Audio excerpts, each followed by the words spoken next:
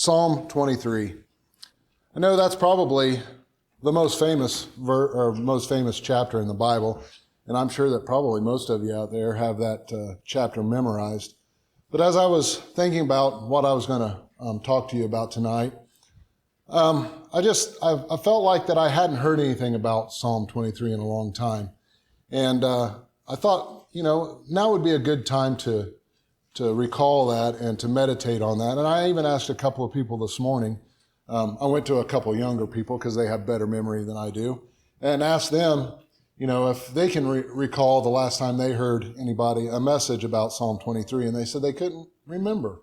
So I felt like this would be a good time and a good topic to talk to you about tonight. I know there's not going to be any great revelation here with Psalm 23. But I think meditating on it with me tonight will bring some good to everybody here. Normally, I try to use the English Standard Version when I'm putting together a sermon or a Bible study, but tonight I want to read from the New Living Translation. I felt like with this being a poem, and a poem that was written, a long time ago, the language is a little bit different than what we would normally speak with today. And I felt like with this being a poem that it wouldn't be too harmful to use a different translation, kind of, for a lack of a better term, modernize it a little bit, so maybe we can relate to it a little bit more than in the original language that it was written in. It is a beautiful psalm, so we can enjoy it in that manner. But in reading it, I just wanted to kind of bring it up to date on our language a little bit. So let's go ahead and we'll read that together. The Lord is my shepherd. I have all that I need. Let me rest. He lets me rest in green meadows. He leads me beside peaceful streams. He renews my strength. He guides me along right paths, bringing honor to his name. Even when I walk through the darkest valley, I will not be afraid, for you are close beside me. Your rod and your staff protect and comfort me. You prepare a feast for me in the presence of my enemies. You honor me by anointing my head with oil. My cup overflows with blessings. Surely your goodness and unfailing love will pursue me all the days of my life, and I will live in the house of the Lord forever. This, as most everyone knows, is a Psalm of David. And the consensus is that David wrote this when he was a king, looking back at when he was a shepherd boy. Now, most of us are not shepherds, but I'm sure we're all familiar enough with what shepherds do that we can somewhat relate to this passage as David had originally intended. What I want to try to do tonight is take this beautiful psalm, go into a little bit more of the detail of a shepherd's relationship and responsibility to his flock, and present it in a little, to make it a little bit more relatable to us in our life today instead of a shepherd's life. Also, in preparing for this message, I listened to a sermon, and it was on Psalm 23:1 by Charles Spurgeon. He preached this message in October of 1866. And I felt like that it was still just as good today as it was back then. I even joked with Vernon that it was so good that I wanted to just read this sermon to you tonight instead of coming up with something of my own, because there's no way I could come close to what he had preached then. I will say that I did use some of his material, and I'll be reading some excerpts from his sermon on that. His entire sermon, though, was on verse 1 of Psalm 23. So I realized that there is so much that we could learn just from this small chapter, and especially even just from the simple phrase, the Lord is my shepherd. But for the sake of everyone here, I condensed it down quite a bit for this evening. As basically as it can be put, a shepherd's job is to lead his flock of sheep.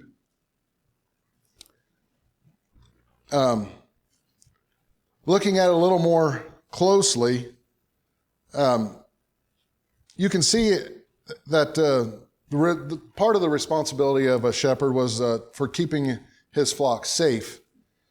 And if you recall, David had to kill lions and bears to keep his father's flock safe from predators.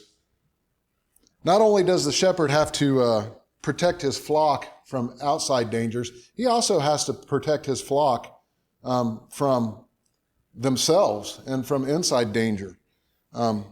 Sheep are a pretty fascinating animal. I don't know if very many of you know much about sheep, but they're also not one of the smartest animals out there either.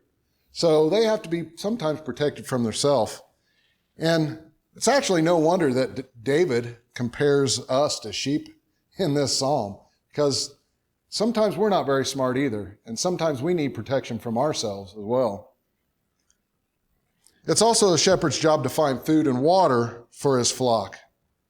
He must continually be thinking ahead to where he's going to lead his flock, where they're going to have green pasture to eat and to have water to drink. In the spring months, when things are pretty easy, he has to be thinking ahead for the long, scorching, dry summers, and where he's going to lead his flock to have pasture and to have water. And then in the fall, he has to be looking ahead to those long, cold winter months where he's going to have to find shelter for his flock and, again, find food for them to forage on. In having the shepherd, sheep never have to think about providing for themselves. If you think about it, their only job is to follow their shepherd wherever he leads them, to eat and to drink and to be at peace. One thing that I read when I was looking at this, sheep never go ahead of their master either. Very uncommon for sheep to just go as a flock ahead of their master or their shepherd. It's the shepherd who leads the flock. He protects and plans for them. And it's the sheep who follow. They don't lead, they follow. They are the ones that are being protected. They're the ones that are being provided for, and they don't worry about anything. You know, how much easier would our lives be if we would just follow the very first verse in this chapter and allow God to be our shepherd? We don't go ahead of God. We let him lead us. That we don't worry about where our next meal are coming from, because we know that God's going to provide for us and take us where we need to go to get what we need from him. I have all that I need. Again, God is our provider. And I may not have a lot of the things that I want. Most of the time, though, the things that I want do not make my walk with God any better. And they're not things that sustain me physically. So they're really not needed. But when it comes to having all that I need, God most definitely provides us with everything that we need. Now, this thought is much easier for people who have been on mission trips to think about, but picture with me people who live in little shacks or in huts. A lot of times they don't have running water in those little shacks or huts. Sometimes they have electricity, maybe sometimes they don't. They have dirt floors. I'm always concerned about our floors being dirty and sweeping up the dog hair and stuff. Some of these people have dirt floors. They don't even have to worry about things like that. They don't have a fraction of the things that we have. A lot of times they don't even know where their next meal is going to come from. Yet they are happy and thankful to God. Honestly, it makes me pretty ashamed of how I act and think sometimes when I'm upset with the things that I have, or something that I have breaks and I get upset about it. Things never go my way. How selfish and how awful a thought is that, when there's so many people that have so much less. I want to read to you an excerpt from Spurgeon's sermon that really stuck with me. And it's a little bit lengthy, so just bear with me on this, but I think it's a really good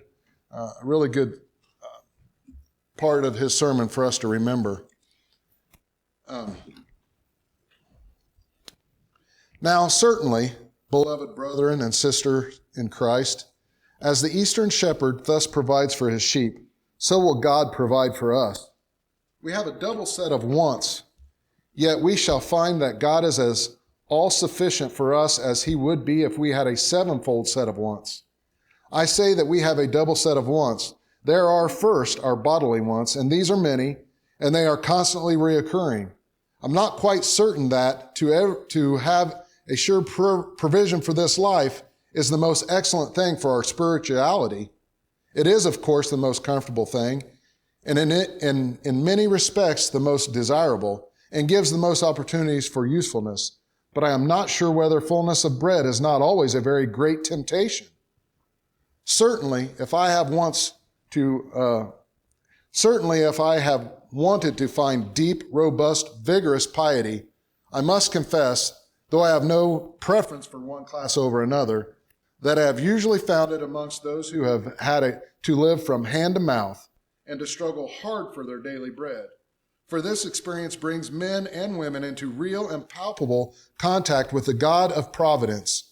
And as I appeal to these children of poverty and ask them whether God supplies their needs, they take out their little diaries, or if they do not carry them in their pockets, they carry them in their hearts.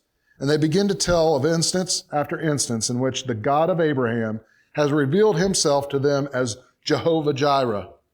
And as they look forward to the future, they confidently cry, the Lord will provide. Sometimes such a promise as this, bread shall be given him, his waters shall be sure, is very sweet to me. But when I have heard it from the lips of some poor bedridden old woman who has long been depending upon the charity of others, and she has told me of remarkable interpositions of the Lord's hand in her times of need, then the promise has seemed to glisten and glitter with unusual and extraordinary radiance. Again, I know that was pretty long, but I thought that was very powerful what he had to say. Again, makes me feel pretty awful about the way I think of things in my life when I have so much. And I think he's right. Sometimes the fullness of bread isn't always the best thing for our spirituality.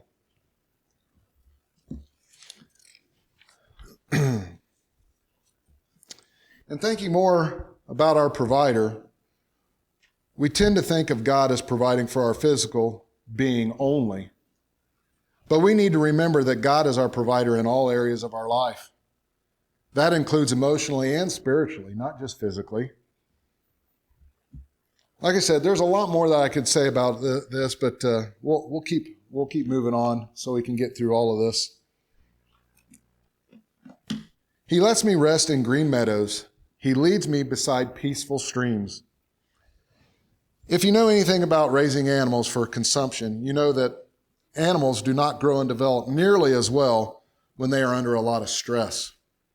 As a matter of fact, the quality of the meat of an animal when taken to market is substantially less if that animal has been under a lot of stress in its life and towards the end of its life before going to market. A shepherd will do his best to bring the flock to peaceful, restful areas so they will grow and develop at their best. And there's no doubt that a lot of these things, what I'm talking to you about now, is going through David's mind as he's writing this psalm. You know, I like to hike, and I know that there are several of you here that do as well. Some of the most peaceful times I've ever had and that I can remember has been out hiking in the woods and walking next to a peaceful, small running stream. Maybe hiking's not for you. I also like to hang out in my backyard. I know a lot of you guys have been to my house, and you know I've got a pretty sizable backyard and a lot of trees, so there's a lot of birds out there, and I just like to sit out there and listen to the birds and listen to the wind blow through the trees, and that's very peaceful to me as well. Again, maybe that's not for you. Maybe it's laying on a beach, listening to the waves crash on the shore. Maybe that's your peaceful place. Maybe it's just laying in bed on a Saturday morning with the alarm not going off, totally silent and not having to get out of bed. Maybe that's your peaceful place. Whatever your idea of peacefulness is, when you make God the shepherd in your life, he wants to give you the peace that passes all understanding. Philippians 4, I'm going to start with verse 4. Rejoice in the Lord always. Again, I will say rejoice. Let your reasonableness be known to everyone. The Lord is at hand. Do not be anxious about anything, but in everything, by prayer and supplication with thanksgiving, let your requests be made known to God. And the peace of God, which surpasses all understanding, will guard your hearts and your minds in Christ. Now, our lives are not going to be all peaceful green pastures and quiet running waters. As a matter of fact, our theme for this year is trial by fire. And we will enter into heaven through trials and tribulations. But when God says the peace that passes all understanding, that's the peace that we're going to have during these trials, during these fiery times in our life. And again, you may not be thinking about it at the time, but to those around you, that peace makes no sense at all. Your life could be falling apart and you're totally at a peace. And those that are around you that may not be Christians are going to be saying, how in the world can they be at peace like that? How in the world are they okay? Their life is completely shambles. That's where we can talk about our God and our provider and the peace that he gives us that passes all understanding.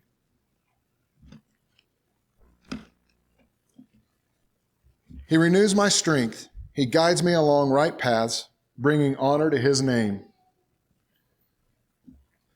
How many of you out there are physically or mentally wore down at the end of a hard day?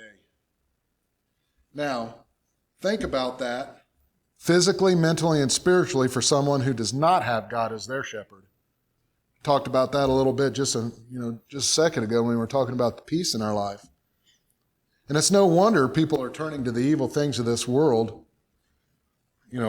drugs, alcohol, pornography, anything, even suicide, when they have no strength left to fight the evil and no hope of the future with God. David knew these things.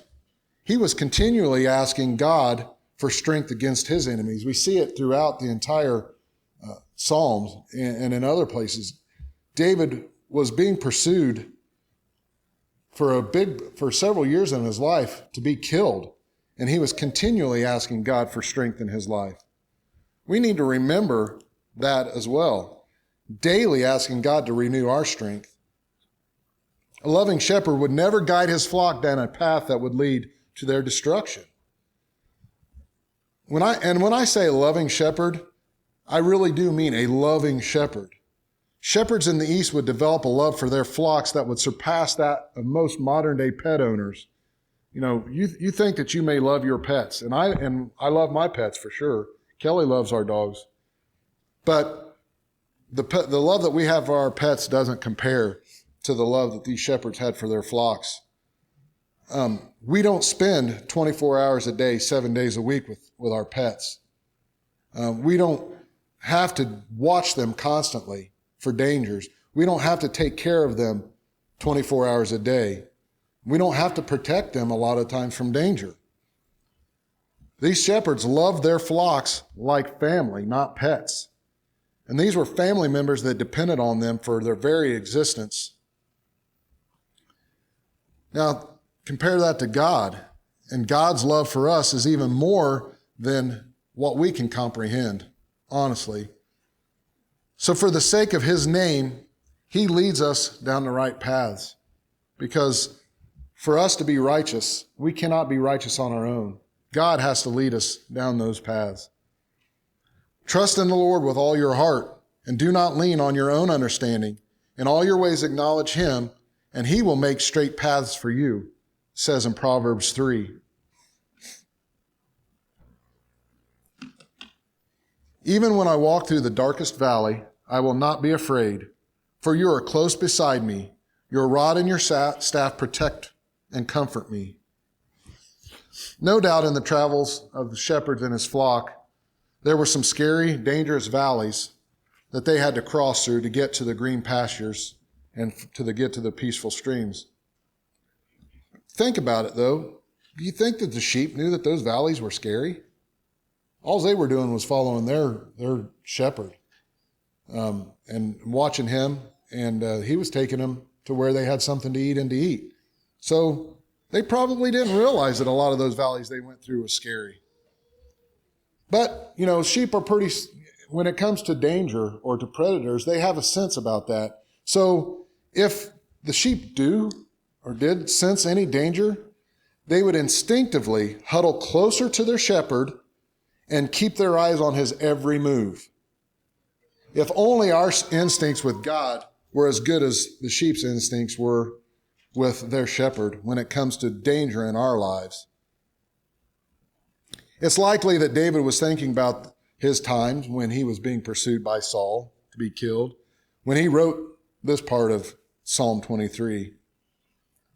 And though I'm pretty confident in saying that most of us have not been through what David went through, somebody trying to kill us for several years and having to run from him, I will say that we probably all have our very dark valleys that we have gone through or are going through. Yours might be your finances. Maybe it's your marriage. Maybe it's trouble with kids or other family members or close friends that are your dark valleys. Maybe at one time it was trying to get away from drugs or alcohol. Whatever your dark valleys may be or have been, if we keep our eyes on the Good Shepherd, we truly have nothing to fear.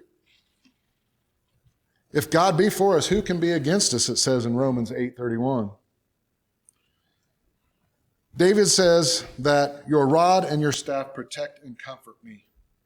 I really never knew what the rod and staff was used for in shepherding sheep. I knew that the staff, you always see a shepherd with his staff and walking around with it, and I just always thought, it helped them keep their feet steady and stuff as they traveled around. I found out, though, that the rod was used for protection, and if you look at the picture there, the rod is a little short one there, looked more like a club. And that's basically what it was. The shepherd's rod was a club. And it was used for protection against predators and for even correcting and disciplining the sheep. Luckily, we didn't get disciplined that way by our parents, right? I mean, I had a paddle, but my dad didn't use a club on me, thank goodness. The staff, or the shepherd's crook, was a multi-use tool that, when it pertained to the sheep, was mostly used to gently guide an individual sheep or lamb where the shepherd wanted them to go if they were straying from the herd. The bend in that, the shepherd could get the end of that staff, and it would basically be an extension of his own arm, and he could take that hook and wrap it around the sheep's head, lift its head, and direct it in the direction that he wants that sheep to go.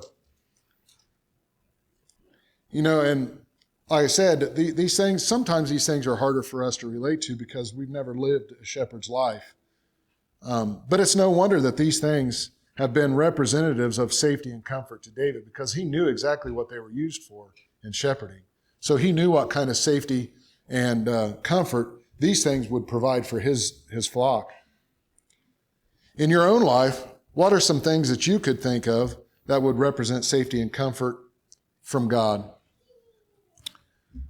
When thinking about this, I thought about maybe a strong, loving hug from a parent when something scary has happened to a child. I don't know if you can remember back. Sometimes it's hard for me to remember that far back when I was a kid, but sometimes if you got scared, and your parents would pick you up, especially your father would pick you up and just engulf you in a great big strong hug, that fear almost instantaneously goes away and you're comforted right away.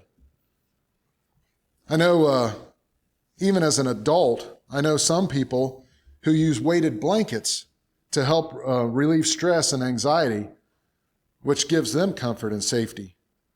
So, maybe you can picture God as your hug or your weighted blanket that brings you comfort and protection. You prepare a feast for me in the presence of my enemy. You honor me by anointing my head with oil. My cup overflows with blessings. So now when we come to verse 5 of Psalm 23, David has switched gears a little bit and places us at a great feast that God has prepared for us.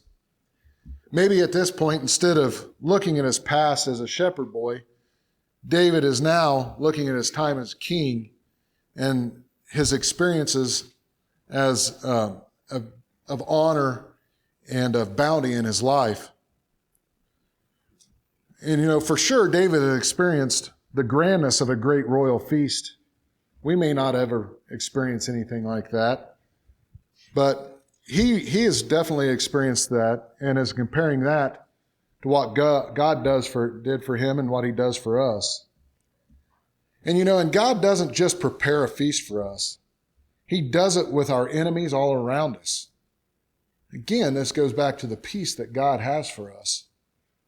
Spurgeon wrote in his sermon, "When a soldier is in the presence of his enemies, if he eats at all, he snatches a hasty meal, and away he hastens to the fight. But observe, thou preparest a table, just as a servant does when she unfolds the damask cloth and displays the ornaments of the feast on an ordinary peaceful occasion. Nothing is hurried, there is no confusion, no disturbance. The enemy is at the door, and yet God prepares a table, and the Christian sits down and eats as if everything were in perfect peace." Again, that is a peace that passes understanding to the world.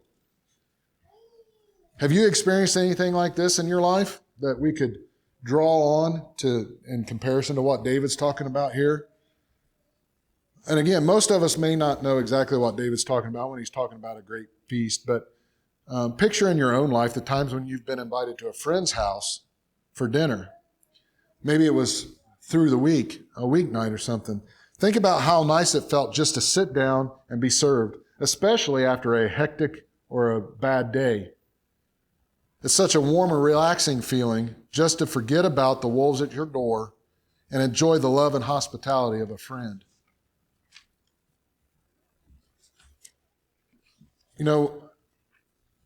Even as these modern day thoughts and memories bring joy and comfort to our lives, they are no comparison to what God's true love, kindness, peace, and compassion bring to our lives. These thoughts and what I've talked about here are just representations of experiences that we can comprehend. God's ways are really beyond our comprehension. So it takes things like this for us to be able to grasp what God has for us. "Surely your goodness and unfailing love will pursue me all the days of my life, and I will live in the house of the Lord forever." This last verse really sums up God as our shepherd and our Lord very well, I think. David doesn't just say that God will be good to him and love him. He says that his goodness and unfailing love will pursue him all the days of his life. God's unfailing love will follow us wherever we go. In the highest heights or in the darkest depths, all of those places, we will be able to find God because he does pursue us. His love pursues us. Jesus shares a parable with us in Matthew 18. "What do you think? If a man owns 100 sheep and one of them wanders away, will he not leave the 99 on the hills and go to look for the one that wanders off? And if he finds it, truly I tell you, he is happier about the one sheep than about the 99 that did not wander off. In the same way, your Father in heaven is not willing that any of these little ones should perish." God's goodness and love pursues us all the days of our lives. And David says, "And I will dwell in the house of the Lord forever." I want to share one more passage from Charles Spurgeon with you tonight. He quotes John 8:35, and then he expounds on this last verse of this Psalm 23. "A servant abideth not in the house of forever, but the Son abideth ever. While I am here, I will be a child at home with my God. The whole world shall be his house to me. And when I ascend into the upper chamber, I shall not change my company, nor even change the house. I shall only go to dwell in the upper story of the house of the Lord forever. May God grant us grace to dwell in the serene atmosphere of this most blessed psalm." So I hope reading this psalm and meditating on it together with you tonight was as beneficial to you as it was to me.